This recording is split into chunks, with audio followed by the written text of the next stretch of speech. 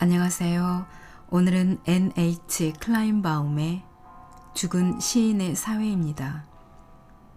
제가 읽고 있는 책은 서교 출판사에서 발행했고 한은주님께서 옮긴 책입니다. 이렇게 좋은 책을 우리에게 선물해 준 작가와 번역가, 그리고 특별히 낭독을 허락해 주신 서교 출판사에 깊은 감사를 드리고 성심을 다하여 낭독하겠습니다. 오늘도 책과 함께 편안하고 좋은 시간 되시기 바랍니다. 이 책을 읽기 전에 미국에는 8개의 유명한 사립대학이 있다. 브라운, 컬럼비아, 코넬, 다트머스, 하버드, 펜실베니아, 프린스턴, 예일 대학이 그곳이다. 이들 8개 대학을 미국에서는 아이비리그라고 부른다. 원래 아이비리그란 이들 8개 대학이 펼치던 미식 축구 경기를 말했다. 그러다 세월이 흐르면서 리그전을 벌이는 8개 대학을 뜻하는 말로 굳어졌다. 아이비리그는 미국의 대표적인 명문 대학들이고 많은 학생이 아이비리그 진학을 꿈꾼다. 이러한 열망은 아이비리그 진학률을 기준으로 평가하는 이른바 명문 고등학교를 만들어내고 말았다. 죽은 시인의 사회 무대인 웰튼 아카데미는 미국 내에서 아이비리그 진학률이 가장 높은 사립고등학교 가운데 하나로 해마다 졸업생의 70% 이상이 아이비리그로 진학한다. 학생들은 모두 기숙사 생활을 하면서 철저하고 엄격하게 교육받는다. 물론 교육의 목표는 오로지 아이비리그 진학이다. 그것은 학교가 바라는 것이었고 학부모들도 바라는 것이었다. 그리고 학생들 자신도 그렇게 되기를 원했다. 웰튼 아카데미에서는 오로지 공부와 성적, 아이비리그 진학이라는 1차원적인 선상에서 모든 것이 판단되고 결정될 뿐이었다. 학교는 그것을 오래된 전통으로 목숨처럼 지켰고 학부모들은 그런 웰튼 아카데미를 믿고 자식들을 학교로 보냈다. 학생들은 학교와 학부모 사이에 맺어진 그러한 현실적인 관계를 극복하지 못한 채 꼭두각시처럼 오로지 아이비리그 진학만을 위해 공부했다. 그 결과 그들은 점점 기형적인 모습으로 변해갔지만 그것을 이상하게 생각하는 학생들은 아무도 없었다. 이러한 웰튼 아카데미에 존 키팅이란 젊은 국어 선생이 오면서 학교는 잔잔한 변화를 일으키게 된다. 존 키팅 역시 웰튼 아카데미를 졸업한 사람이다. 더군다나 그는 옥스퍼드 대학을 졸업했고 그곳에서도 가장 성적이 뛰어난 사람에게 주는 로즈 장학금을 받은 수재 중 수재였다. 그런데 국어 교사로 다시 웰튼 아카데미에 나타난 그는 다른 교사들과 달랐다. 첫 수업부터 학생들에게 명문대 합격을 위한 맹목적인 공부보다는 스스로 생각하고 스스로 인생을 설계하는 창조적인 삶을 위한 공부를 하라고 요구했다. 학생들로 하여금 주체적인 판단을 가로막는 그 모든 억압과 그 모든 굴절된 삶의 방식에서 벗어나 거침없이 능동적으로 살아가는 독립적이고 개성이 강한 인간이 되라고 가르쳤다. 그런 그가 학생들에게 던진 한마디는 카르페 디엠, 즉 오늘을 즐겨라였다. 학생들은 당황하기 시작했다. 오로지 아이비리그에 진학해 부모님이 원하는 공부를 하고 부모님이 원하는 직업을 갖는 것을 인생의 가장 중요한 목표라고 생각하던 그들에게는 너무나 충격적인 것이었다. 그렇지만 곧 학생들은 키팅 선생의 말을 이해할 수 있었고 스스로 문제점들을 느껴가면서 조금씩 변하기 시작했다. 키팅 선생의 가르침에 가장 먼저 변화를 보인 것은 닐과 그의 친구들이었다. 닐은 웰튼 아카데미 최고 모범생으로 학업 성적도 가장 뛰어났다. 닐의 친구들인 달튼, 낙스, 믹스, 캐머룬, 피츠 역시 공부도 잘하고 서클 활동에도 충실한 모범생이었다. 여기에 전학생 토드까지 합세해 키팅 선생이 웰튼 아카데미 학생일 때 결성했던 죽은 시인의 사회라는 비밀 조직을 다시 만든다. 그리고 부모님이 원하는 것을 하던 삶에서 자기 자신이 원하는 것을 하는 삶으로 자신들을 차츰 바꾸어 간다. 이 소설은 이러한 변화의 과정을 섬세하게 묘사하고 있다. 지금부터는 책 본문 중에서 인상적인 부분을 낭독하겠습니다. 논론 교장의 소개에 따르면 키팅 선생 역시 웰튼 아카데미 출신이다. 더구나 그는 아주 우수한 졸업생이었다. 그런데 그는 마치 웰튼 아카데미와는 전혀 관계가 없을 것 같은 묘한 분위기를 풍기고 있었다. 그에게는 엄격한 규칙만을 고집하는 권위의식 같은 것이 풍기지 않았다. 대신 가까이 다가가 살며시 손을 내밀고 싶은 충동이 생길 만큼 강한 친밀감이 느껴졌다. 하지만 대부분의 학생들은 그동안의 수업에서 너무나 진을 빼버렸기 때문에 키팅 선생에 대해 특별한 관심도 없이 그저 무덤덤하게 수업 시작종을 기다리고 있을 뿐이었다. 그리고 그 짧은 쉬는 시간에 해방감과 자유를 마음껏 누리고 있었다. 수업 시작을 알리는 종이 울렸다. 그런데도 키팅 선생은 여전히 창밖만 바라보고 있었다. 학생들은 어리둥절한 표정으로 서로의 얼굴을 쳐다보고 있었다. 웰튼 아카데미에서는 도무지 일어날 수 없는 상황이 벌어진 것이다. 한참 뒤 키팅 선생은 자리에서 일어났다. 그리고 말없이 지휘봉을 집어들고는 마치 건달이라도 되는 것처럼 휘파람을 불며 학생들이 앉아있는 책상 사이를 왔다 갔다 했다. 공부에 관한 이야기를 할 것으로 생각하고 있던 학생들은 키팅 선생의 괴상한 행동이 놀랍고 불안할 뿐이었다. 이러한 사실을 눈치라도 챘는지 키팅 선생은 걸음을 멈추고 한 학생의 얼굴을 뚫어지게 쳐다보며 말했다. 놀라지 마. 선생과 눈이 마주쳐 얼굴이 빨개진 그 학생에게 키팅 선생은 다정스럽게 말했다. 그는 계속 교실 안을 서성거리면서 한 사람씩 얼굴을 유심히 살펴보았다. 학생들은 도무지 키팅 선생의 뜻을 알아차릴 수 없었다. 그는 토드 앤더슨의 얼굴을 쳐다보며 크게 헛기침을 했다. 그리고 계속해서 흠흠 소리를 내면서 이번에는 닐 페리에게 다가갔다. 좋아. 키팅은 주의봉으로 손바닥을 탁 내리쳤다. 그런 후 교탁 쪽으로 성큼성큼 걸어갔다. 교단에 선 뒤 교실 안을 쭉 둘러보면서 주의봉을 들고 연극하는 배우처럼 큰 소리로 말했다. 총명한 젊은이 여러분.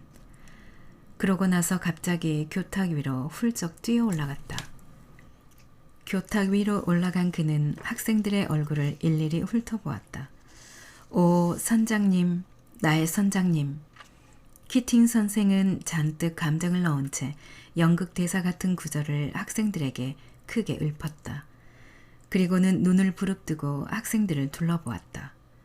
내가 읊은 식구가 어디에서 인용한 건지 아는 사람 없나? 누구 없나?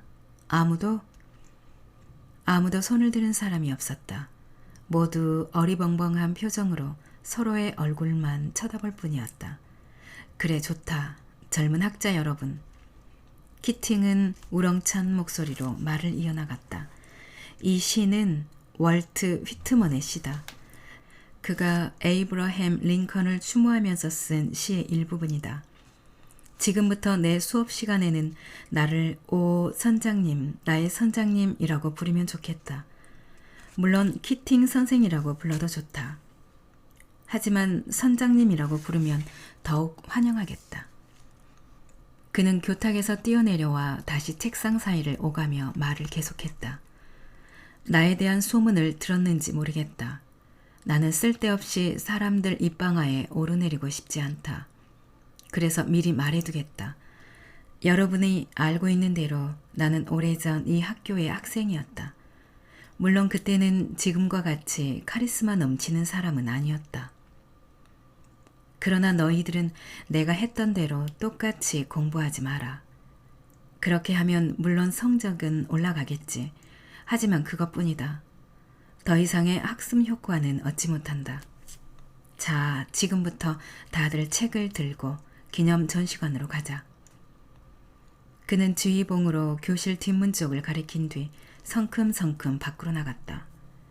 학생들은 어떻게 해야 할지 당황하며 서로의 얼굴을 바라보고 있었다. 일단 따라가 보자. 닐이 가장 먼저 교실 뒷문으로 나가면서 말했다. 그러자 다른 학생들이 교과서를 챙겨들고 닐의 뒤를 따랐다. 그들은 떡갈나무 원목으로 벽을 장식한 웰튼의 기념 전시관으로 갔다. 학생들이 기념 전시관 안으로 모두 들어오자 키팅 선생은 전시관 안을 돌아다니며 이곳저곳을 유심히 살펴보았다. 전시관 안에는 1800년대부터 지금까지 웰튼 아카데미를 거쳐간 졸업생들의 사진이 걸려 있었다. 그리고 곳곳에 놓인 유리상자나 장식장 안에는 온갖 상패들이 설명서와 함께 가득 들어 있었다. 학생들이 모두 자리에 앉는 것을 확인한 키팅은 학생들을 향해 섰다. 자, 어디 보자. 그는 출석부를 들여다보며 한 학생의 이름을 불렀다. 피츠, 오, 불행한 이름이군. 피츠, 어디 한번 일어나 볼까? 몇몇 학생들이 쿡쿡 소리 죽여 웃었다. 키팅 역시 아기가 없다는 것을 증명하듯 입가에 엷은 웃음을 띄었다. 피츠, 542쪽에 실려있는 시의 첫 번째 연을 읽어보게. 키팅의 말에 따라 피츠는 542쪽을 찾기 위해 교과서를 뒤적였다. 처녀들이여 시간을 헛되이 보내지 말라 말인가요? 맞아, 바로 그 시야. 키팅이 장난스러운 표정을 지으며 대꾸하자 다른 학생들이 큰 소리로 낄낄댔다. 그럼 읽겠습니다. 피츠가 목청을 가다듬고 시를 읽어 내려갔다. 장미꽃 봉오리를 따려면 지금.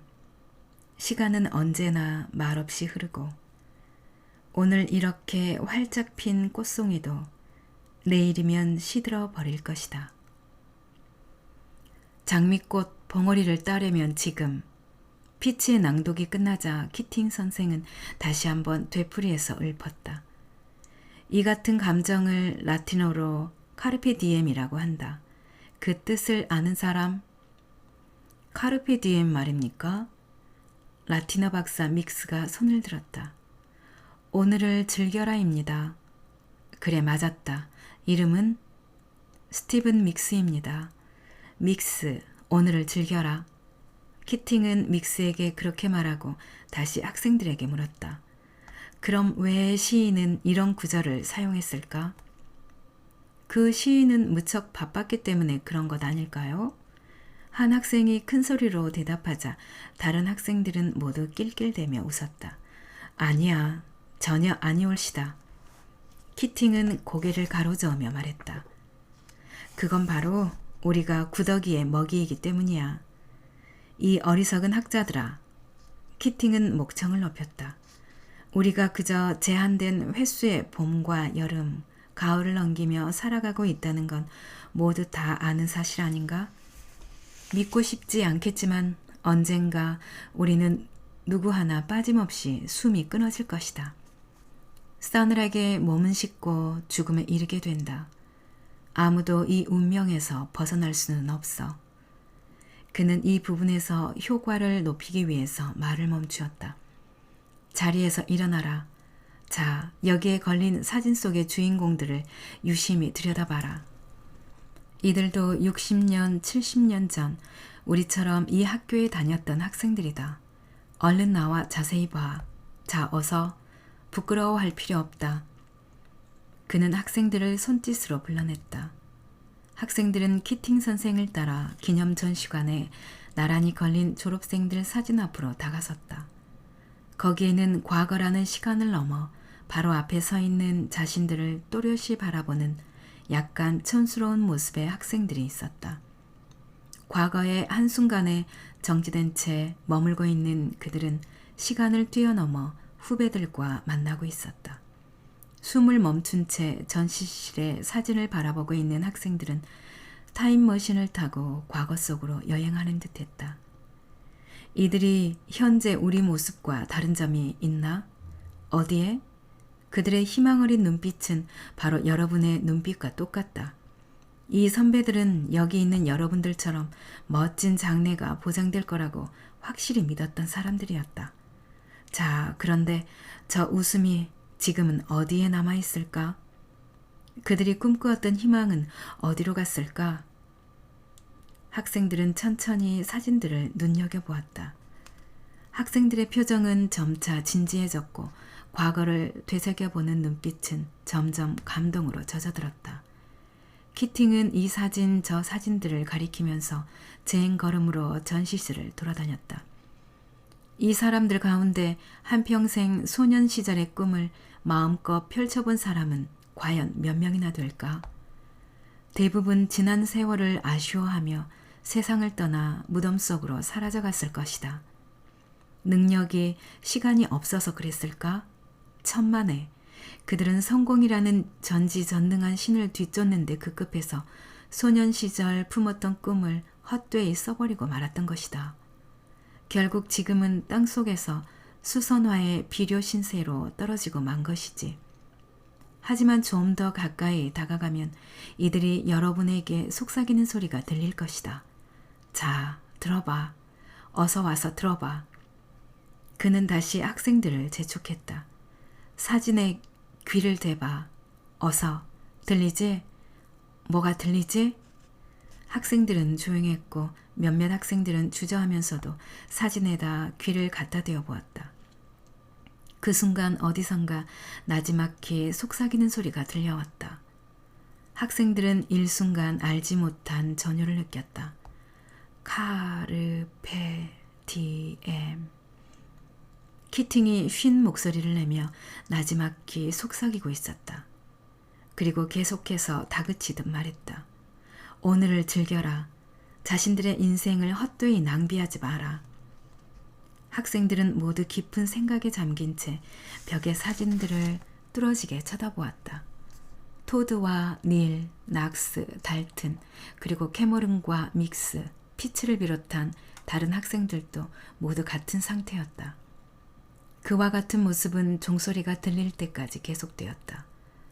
학생들은 수업이 끝났는데도 사진 앞에서 빠져들었던 묘한 세계에서 벗어나지 못했다. 어째 기분이 이상하다. 피츠가 책을 정리하며 말했다. 뭔가 좀 색다르던데? 닐이 진지한 표정으로 대답했다. 난 등골이 오싹해지는 것 같더라. 낙스는 그렇게 말하면서 실제로 몸서리를 치기까지 했다. 가만히 있던 캐머런은 불쑥 걱정스러운 표정으로 물었다. 근데 아까 그거 시험에 나올까? 캐머런은 정말 걱정된다는 듯이 진지하게 물었다. 세상에 맙소사, 캐머런 너? 달트는 씁쓸하게 웃으며 말했다. 너는 오직 시험밖에 모르냐? 키팅은 교실 뒤쪽으로 가서 갑자기 두 손바닥으로 벽을 탁탁 내리쳤다. 그 소리는 마치 드럼 소리처럼 교실 안에 울려 퍼졌다. 학생들은 모두 깜짝 놀라 뒤를 돌아보았다. 키팅은 아무것도 아니라는 듯 고개를 흔들었다. 그리고 굳은 표정으로 나지막히 말하기 시작했다. 좋아, 이제 결론을 내리자. 시를 읽는다는 건 다른 이유가 없다. 그 사람이 인류의 한 사람이기 때문이다. 게다가 그 인류야말로 열정의 집합체라는 것을 잊지 마라. 의학, 법률, 금융 이런 것들은 모두 삶을 유지하기 위해 필요한 것들이다. 그렇다면 시, 낭만, 사랑, 아름다움이 세상에 있는 까닭은 무엇일까? 그건 바로 사람들의 삶의 양식이기 때문이다. 삶의 양식, 그거 말이다. 자, 월트 휘트먼의 시 한 편을 읽어주겠다. 잘 음미해보도록. 오 삶이여. 한없이 되풀이되는 이 의문들, 믿음 없는 자들의 끝없는 행렬, 어리석은 군중이 들끓는 이 도시, 착한 것은 무엇이랴? 오 인생이여, 대답은 하나, 그대가 여기 있다는 사실. 비로소 내 삶이 있고 그 뜻이 분명해지네. 감동스런 연극은 계속되고 그대는 한편의 시를 읊어주리니. 갑자기 교실 전체가 숙연해지고 학생들은 시가 전해주는 감동에 흠뻑 젖어들었다. 키팅은 교실을 둘러보더니 잔뜩 가라앉은 목소리로 마지막 구절을 다시 한번 읽었다. 감동스런 연극은 계속되고 그대는 한편의 시를 읊어주리니. 마지막 구절을 읽은 후 그는 한동안 교실 뒤에 말없이 서 있었다. 무거운 침묵이 흘렀다. 잠시 후 키팅은 천천히 앞으로 걸어나갔다. 학생들의 눈동자는 그의 움직임을 따라 소리 없이 구르고 있었다. 그는 아주 작은 목소리로 속삭이듯 한 가지 질문을 던졌다. 여러분에게 한편의 시는 과연 무엇일까? 학생들에게서 아무런 대답이 없었다. 다시 긴 침묵의 시간이 흘렀다. 얼마나 시간이 흘렀을까? 그는 다시 특유의 활기찬 목소리로 말문을 열었다. 자, 교과서 60쪽을 펼치고 워스워드의 낭만주의에 대해 공부해 보기로 하자. 그리고 학생 닐의 자살 후에 키팅이 학교를 떠나는 마지막 장면입니다. 그때 갑자기 뒷문이 열리며 키팅 선생이 불쑥 들어왔다. 제 물건 좀 챙겨갈 게 있어서요. 그는 놀런 교장의 얼굴빛을 살피며 공손히 말했다. 수업이 끝날 때까지 기다릴까요? 지금 당장 갖고 가시게, 키팅 선생. 놀런 교장은 언짢은 표정으로 퉁명스럽게 대꾸했다. 그러고는 학생들을 향해 말했다. 제군들, 교과서 21쪽 서문을 펼쳐라. 그는 목에 잔뜩 힘을 주며 우렁찬 목소리로 말했다. 캐머런 군 시의 이해에 관한 프리차드 박사의 훌륭한 논문을 큰 소리로 읽어보도록. 교장 선생님, 그 부분은 찢어져서 없습니다. 캐머런이 말했다. 그렇다면 옆 사람의 책을 빌려 읽게. 놀런 교장이 신경질적으로 말했다. 다른 사람의 책들도 모두 찢어지고 없습니다. 그는 키팅 선생을 힐끗 본 뒤 학생들을 쑤어보며 물었다. 책이 찢어졌다니 도대체 무슨 소린가? 교장 선생님, 그게... 캐머른은 교장에게 확실한 신임을 받아야 한다는 생각에 그동안의 상황을 설명하려고 입을 뗐다. 그러자 갑자기 놀런 교장이 말을 막았다. 됐네. 그는 자신의 교과서를 캐머른에게 건네주며 말했다. 이 책으로 읽게. 시의 이해, 문학박사 제이 에반스 프리차드 지음. 시를 완벽하게 이해하려면 먼저 시의 운율과 음률, 그리고 시어가 함축하고 있는 비유에 대해 사전에 충분히 알아들을 필요가 있다. 그러고 나서 다음에 두 가지 물음에 대해 생각해야 한다. 첫 번째, 시의 소재가 얼마나 예술적으로 표현되고 있는가. 캐머런이 서문을 읽는 동안 키팅은 교실 모퉁이에 있는 사물함 앞에 서서 학생들을 바라보고 있었다. 맨 처음 토드의 얼굴이 보였다. 그의 눈에는 눈물이 가득 고여 있었다. 이어서 낙스, 믹스, 피치의 모습이 눈에 들어왔다. 그들은 수치심으로 키팅을 제대로 바라보지 못하고 있었다. 그렇지만 그들의 얼굴에는 아쉬운 표정이 잔뜩 배어 있었다. 그는 한숨을 내쉬었다. 자신이 교실에 들어온 바로 그때 하필 놀런 교장이 프리차드의 서문을 읽히다니. 우연치고는 너무나 가혹한 장난이었다. 물건 정리를 다 끝내자 그는 교실을 가로질러 뒷문을 향해 걸어갔다. 키팅 선생이 막 문을 여는 순간 토드가 벌떡 일어서며 큰 소리로 키팅을 불렀다. 키팅 선생님! 프리차드 서문을 읽고 있던 캐머런이 멈칫거렸다. 저희들은 강제로 소명한 거예요. 교장이 불같이 화를 내며 소리쳤다. 조용해라. 토드 앤더슨. 키팅 선생님. 토드는 멈추지 않고 계속해서 말했다. 정말이에요. 믿어주세요. 키팅은 부드럽게 웃으며 말했다. 그래, 난 너희들을 믿는다. 놀러는 더욱 화가 나서 씩씩대며 소리쳤다. 당장 나가게, 키팅 선생. 토드는 교장을 향해 소리질렀다. 그건 키팅 선생님의 잘못이 아니란 말이에요. 놀런 교장은 교단에서 내려가 토드를 억지로 자리에 앉혔다. 앉아 토드, 한 번만 더 이런 짓을 했다가는. 그는 토드와 학생들 모두에게 큰 소리로 엄포를 놓았다. 어느 누구도 예외 없이 곧바로 퇴학 처분이다. 놀러는 키팅 쪽으로 돌아섰다. 키팅은 발길을 돌려 마치 토드를 도와주려는 듯 교실 안으로 들어오고 있었다. 놀러는 분노로 치를 떨며 큰 소리로 고함을 쳤다. 나가시오, 키팅 선생. 지금 당장. 학생들의 눈길이 모두 키팅 쪽으로 쏠렸다.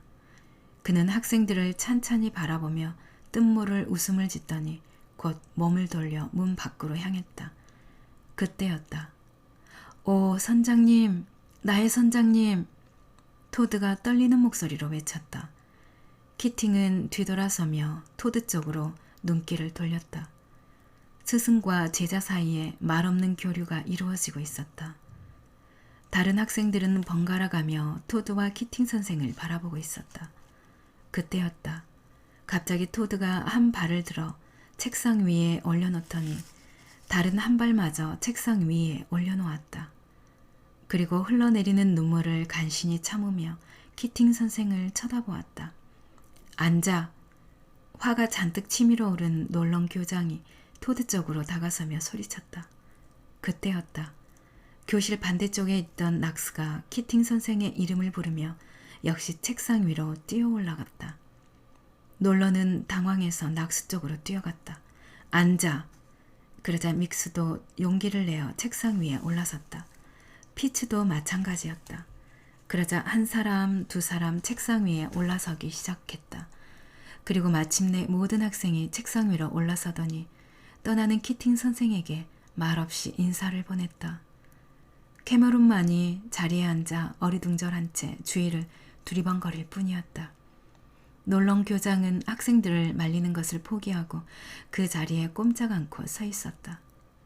옛 국어 선생님을 향한 거침없는 학생들의 모습에 그저 놀랄 뿐이었다. 키팅은 복받치는 감정을 억누르며 문 옆에 서 있었다. 고맙다, 모두들. 정말 고맙다. 그는 그렇게 말하고 토드와 눈을 맞춘 다음 죽은 시인의 사회 회원 모두와 눈을 맞추었다. 더 이상의 말이 필요하지 않았다.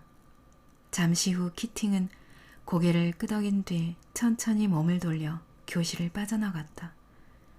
학생들은 각자의 책상 위에 서서 키팅 선생이 떠나는 모습을 지켜보며 소리 없이 작별을 고했다. 닐이 죽고 이제 키팅 선생도 떠나지만 죽은 시인의 사회는 이들의 마음속에 영원히 남게 될 것이다. 오늘 낭독은 여기까지입니다. 오늘도 끝까지 들어주셔서 감사합니다. 그리고 축복합니다.